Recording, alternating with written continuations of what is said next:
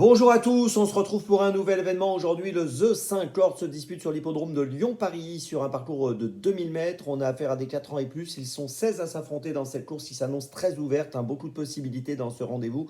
Le terrain devrait être souple aujourd'hui sur l'hippodrome de Lyon. Et on va démarrer dans quelques instants avec mon prono en 6, bien sûr, pour ce The 5 Lord et tous les paris associés, jeux simples, jumelés, trio, etc. Mais avant toute chose, je vous rappelle que vous pouvez vous abonner à la chaîne YouTube de The Turf.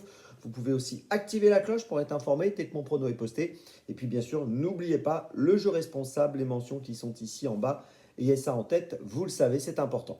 Allez, on y va, on commence. Et j'ai mis en tête le 12, Seabreaker, qui vient de gagner à Longchamp le 30 mai, qui a été remonté de 2,5 kg sur l'échelle des poids suite à ce succès. Elle a gagné sur le parcours des 1850 mètres, la performance était très correcte. Auparavant, elle avait été malheureuse, elle avait fini 8e le 12 mai sur les 2000 mètres de Longchamp. Elle avait été bloquée, elle n'avait pas pu donner sa pleine mesure et cette 8e place ne reflétait pas sa valeur. Voilà, et ici je trouve que cette élève d'Henri Alex Pantal montée par Tony Picon trouve l'occasion de remporter encore une nouvelle victoire. On peut noter qu'elle avait gagné à Lyon l'année dernière à Paris Époque au mois de juin 2023 sur ce parcours des 2000 mètres. Donc voilà, pas mal d'atouts dans son jeu. Je trouve que c'est amusant de la placer en tête et je tente le coup face à des concurrents qui avant le coup sont un peu plus joués qu'elle ce matin. Donc le 12 Seabreaker en première position.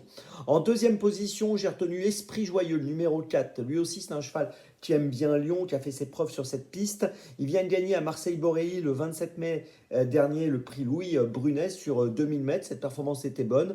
Il a été remonté de 3 kg sur l'échelle des poids depuis ce succès, mais je pense qu'il est encore compétitif pour monter sur le podium.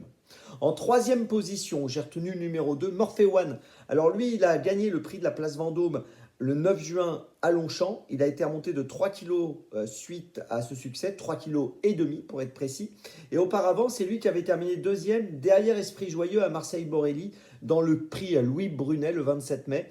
Donc voilà, sur la foi de sa forme, de ses lignes, même s'il a été remonté sur l'échelle des poids, il est assez régulier. Si on prend ses 10 dernières courses, il a fini 8 fois sur le podium.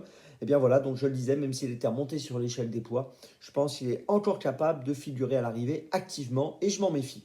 En quatrième position, j'ai retenu le 11, Circeo. Attention à Circeo, 9 courses courues, 9 fois dans les 5. C'est un cheval qui a été absent entre le mois d'août 2023 et le mois de mai 2024. Il reste sur 2 quatrièmes places à Saint-Cloud au mois de mai.